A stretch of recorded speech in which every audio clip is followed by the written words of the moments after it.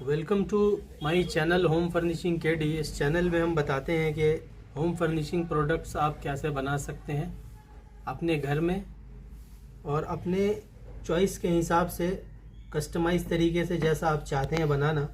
आज हम आपको बनाकर दिखाने जा रहे हैं कुशन कवर, जिसका साइज़ होगा 16 inch by 16 inch ready size. Centimetres में अगर लें तो 41 सेंटीमीटर्स बाई 41 सेंटीमीटर होगा।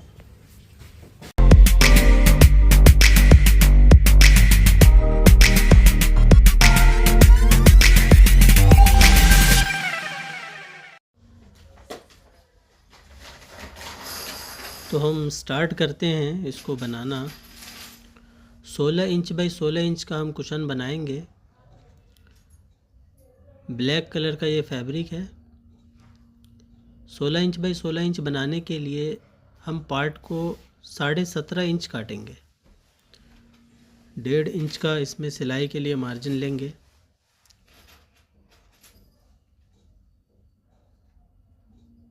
साढ़े 17 इंच अगर हम इसको लेंगे तो ये साइज़ हमारा पूरा आएगा 16 इंच। एक सीधी लाइन डालकर इसको पहले सीधा कर लेंगे। तो देख सकते हैं कि इस फैब्रिक की चौड़ाई जो है 17.5 इंच हमने ले ली है।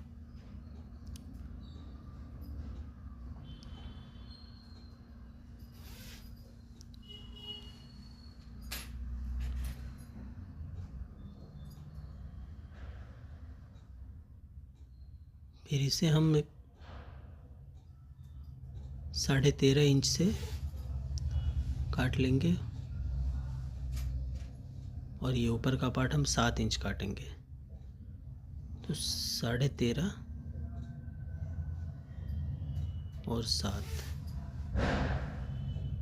20.5 इंच का ये हमारा पूरा ऑल ओवर बेस पैनल हो जाएगा। जो इसमें 13.5 इंच वाला पार्ट है इस पे जिप लगेगी।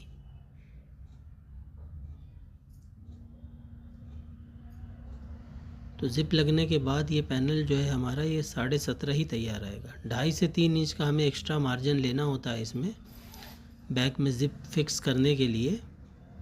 2.5 इंच भी लेंगे तो आ जाएगा, 3 इंच तक ले लेंगे तो सफिशेंट होगा।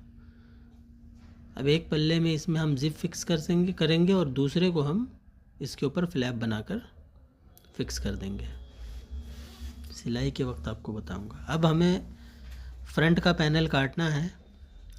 इसकी विड्थ भी हम 17.5 इंच ही रखेंगे। तो इसे हम सीधा कर लेंगे। 2 निशान देकर जब हम इसे स्केल से सीधा करेंगे तो ये लाइन हमारी सीधी हो जाएगी। जी, नीचे भी एक सीधी लाइन दे देंगे। अब हमें इस पैनल को 20 इंच रखना है, जिसमें कि वो ग्रे वाला डूपियन का गैदर वाला पार्ट होगा और बेस पार्ट ये होगा ब्लैक वाला। तो इस ब्लैक वाले को हम ऐसा करेंगे कि इसको 8 इंच चौड़ा हम इसको काट लेंगे।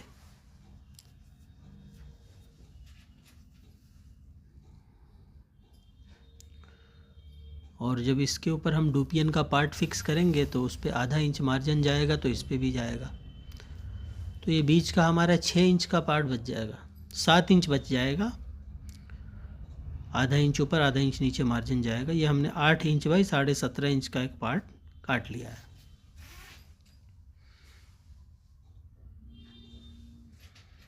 ये कट गया हमारा पार्ट 8 इंच बाई 17.5 इंच का। अब इसके ऊपर हम ये डूपियन का फ्रिल वाला पैनल अटैच करेंगे।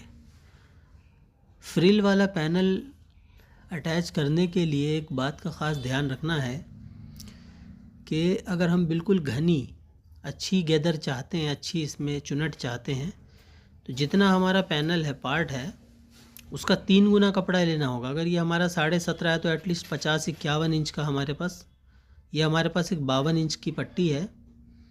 ये बिल्कुल सफिशेंट है इसके लिए। फ्रिल बनने के बाद बिल्कुल सही आ जाएगी। इसको हमने 6 इंच ऐसे चौड़ाई में काट लिया है और 52 इंच लंबी तो ये है ही। उधर हमने 8 इंच लिया था और 6 इंच के 2 पैनल, 6 6 12 और 8 20।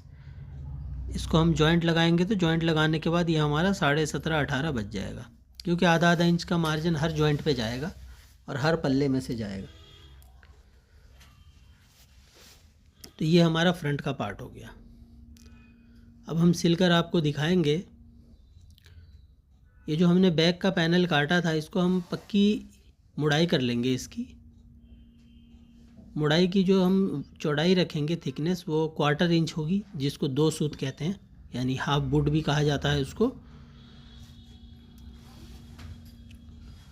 पक्की सिलाई लगाएंगे। पक्की सिलाई लगाने से आपका प्रोडक्ट अच्छा बनेगा। बाद में जब आप वॉश करेंगे तो धागे वगैरह नहीं खींचेंगे और आपका पीस सालों साल चलेगा। जब आप अपने लिए बना रहे हैं तो इसको अच्छी तरह से बनाएं। ये दोनों पल्ले हमने 17.5 इंच की तरफ से पक्की मुड़ाई से मोड़ लिया है। क्योंकि हमें 16 इंच तैयार रखना है कुशन, तो हम जो ज़िप काटेंगे वो 1 इंच छोटा काटेंगे, 15 इंच की ज़िप काटेंगे। पैनल हमारा 17.5 इंच है और ज़िप 15 इंच है, तो 2.5 इंच कपड़ा एक्स्ट्रा बचता है, तो हम दोनों तरफ 1.25 इंच निकाल देंगे। 1.25 इंच इधर निकाल दिया हमने कपड़े को बाहर, और 1.25 इंच हम नीचे ही निकाल देंगे। 15 इंच की चेन है, अगर हम 1.25 इंच एक तरफ निकालेंगे तो ऑब्वियसली दूसरी तरफ 1.25 इंच ही बचेगा वो। तो ये ज़िप हमने बड़े वाले पैनल पे फिक्स कर दिया। अब वो जो पट्टी है 7 इंच की, उसे हम इसके ऊपर फिक्स करेंगे। देखिए, इसको ऊपर से रख कर भी एक सिलाई में लगाया जा सकता था, मगर मैं जो इसको 2 सिलाई में फ़िक्स कर रहा हूँ, ये इसलिए कि क्वालिटी प्रोडक्ट बने। क्वालिटी प्रोडक्ट में स्टिचिंग को ध्यान रखा जाता है कि स्टिचिंग अच्छी हो, मज़बूत हो। जहाँ से ज़िप स्टार्ट होती है उससे 1/4 इंच हम आगे बढ़ाकर सिलाई को ले लेंगे और इस तरह कच्चा कर लेंगे इसे। फिर यहाँ से हम इसको ज़िप पे 1/4 इंच 1 सेंटीमीटर मार्जिन रखकर ऐसे सिलाई लगा लेंगे। और जो ये हमारी पल्ले की हेमिंग वाली सिलाई है, उस सिलाई से हम इसको एक सूत अंदर ही रखकर कच्चा करेंगे। अब हम इसे सीधा कर लेंगे। इसको ऐसे बिठाकर नाखून से इसको तोड़ लेंगे ताकि हमारा जो यह सिलाई है सीधी दिखे।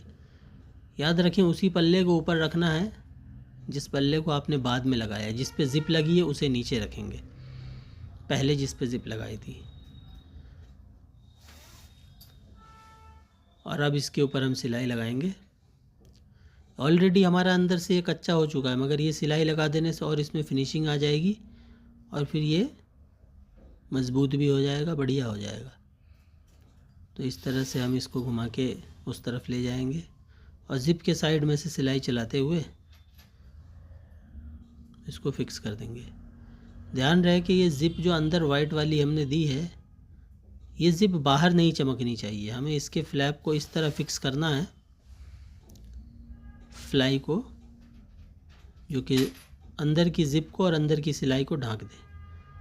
ये हो गया हमारा बैक का पैनल तैयार। आप देख सकते हैं कि 17.5 इंच ही ये तैयार हुआ है। जी हाँ, और इधर से भी 17.5 इंच तो इधर से है ही है। अब हम दिखाएंगे कि जो हमने डुपियन की पट्टी काटी थी 6 इंच बाई 52 इंच की, उसके अंदर फ्रिल किस तरह बनाएंगे।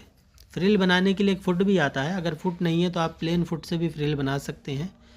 सुई को फुट की एज में फंसा देना है, से कोई पुरानी ख़राब सुई पड़ी हो, और उसके बाद इस पे आप चलाएंगे तो ये फ्रिल पे, पट्टी पे फ्रिल बना देगा, गेदर बना देगा। चुनट भी कहते हैं इसको। और अगर आपको लगे कि आपकी चुनट हल्की पड़ रही है, क्योंकि हमें इसको 17.5 इंच रखना था, अगर ये बड़ा आ रहा है तो हम चुनट को और घना कर देंगे। इसके लिए हम टेंशन का धागा थोड़ा सा टाइट कर देंगे। उसके बावजूद भी अगर हमें लगता है कि नहीं, छोटा आ रहा है, सही गेदर नहीं आ रही है, रिक्वायर्ड साइज़ से बड़ा पैनल तैयार हो रहा है, तो हम अपनी स्टेप को, जो है सिलाई का स्टेप, उसको बड़ा कर देंगे। स्टेप बड़ी कर देंगे हम।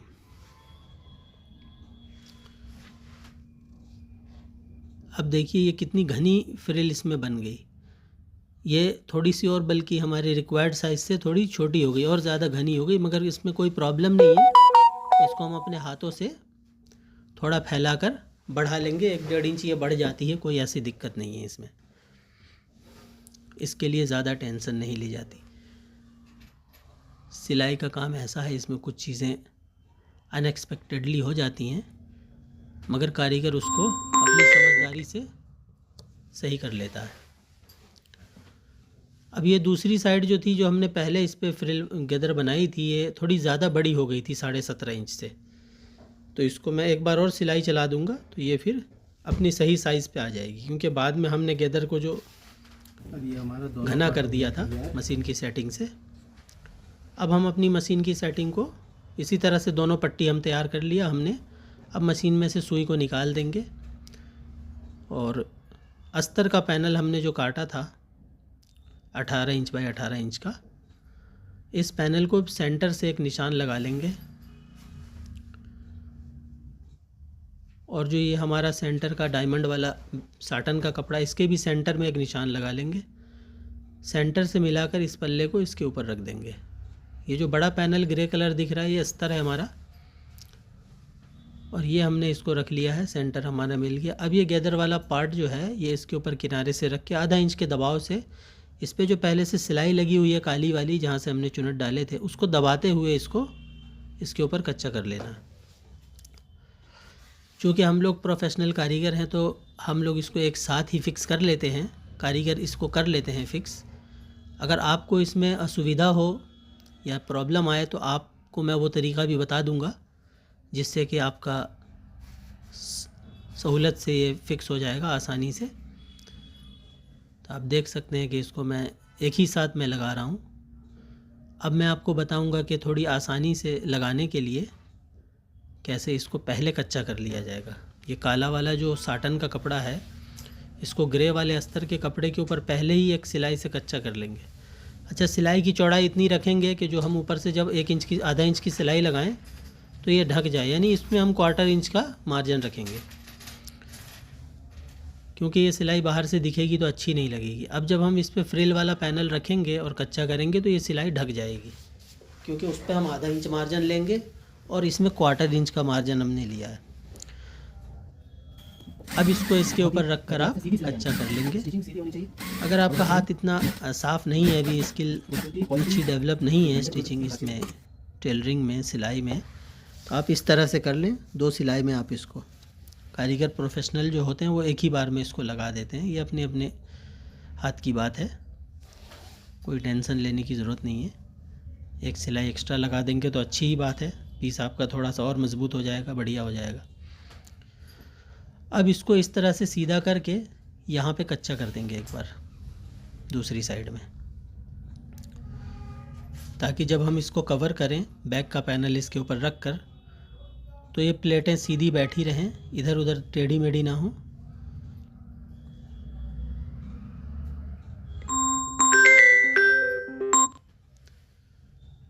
उसके बाद हम इसको 1 सेंटीमीटर मार्जिन से चारों तरफ से भी अस्तर के ऊपर कच्चा कर देंगे।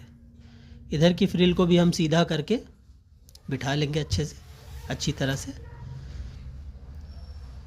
अस्तर के ऊपर। अस्तर ज़रूर लगाएं, इससे एक तो अंदर की सिलाई भी कच्ची आपको नहीं दिखेगी, और फिर आपका जो ये गैदर वाला पैनल है, ये सही से इसके ऊपर बैठ जाएगा। जब हम इसको कवर करेंगे, यानी बैक का पल्ला जब इसके ऊपर जोड़ेंगे, तो ये इधर उधर होकर टेढ़ा मेढ़ा नहीं होगा, पीस फिनिशिंग से बनेगा आपका। तो ये हमारा फ्रंट का पैनल तैयार हो गया, देख सकते हैं आप, 17.5 इंच रेडी हो गया। ये इधर से भी 17.5 इंच है, और इतना ही चाहिए था हमें।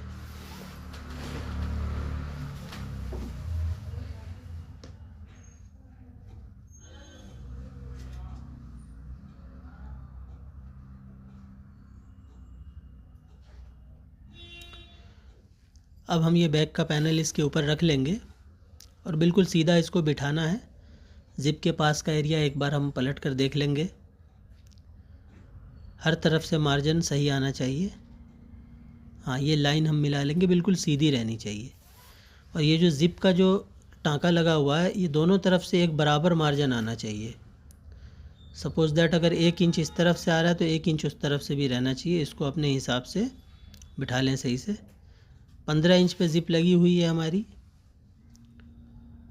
हम इसको 16.25 रखेंगे कच्चा करने के निशान लगाने के लिए, जो ऊपर से सिलाई लगाएंगे कि 2 सूत हम बड़ा रखेंगे तो पलट कर ये पूरा 16 बिल्कुल सही आएगा। अगर आप इसको 16 ही रख देंगे तो पलट कर ये 16 नहीं आएगा, 1-2 सूत कम हो जाएगा, क्योंकि जब पीस को पलटा जाता है, सीधा किया जाता है, तो वो थोड़ा बहुत मार्जिन उसमें हमारा खो जाता है, फिर पीस हमारा छोटा हो जाता है।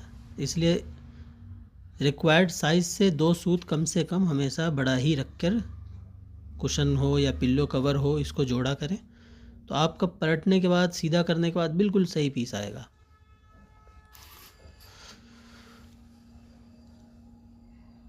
अब आप देख सकते हैं कि उसको हमने हर तरफ से 16.25 इंच के हिसाब से जुड़ाई कर लिया है। अब इसको ओवरलॉक करेंगे।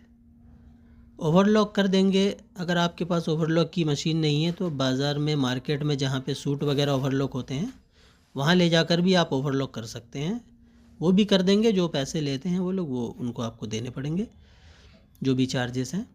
लेकिन ओवरलॉक कर देंगे तो बेहतर है, क्योंकि आपके पीस की लाइफ जो है वो दुगनी हो जाएगी।